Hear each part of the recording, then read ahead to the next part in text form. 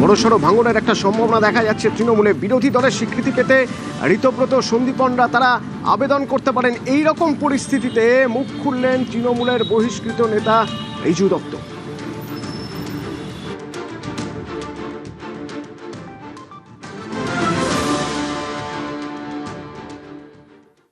Anti party activity বা দলবিরোধী কার্যকলাপের জন্য দুজন বিধায়ককে গতকাল তৃণমূল কংগ্রেস বহিষ্কার করেছে।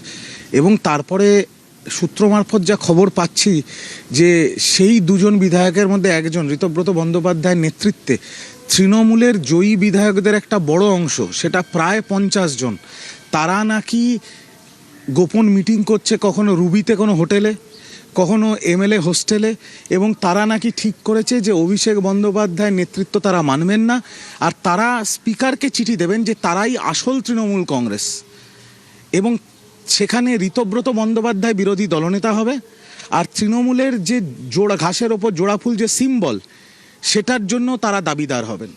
এই তো অবস্থা।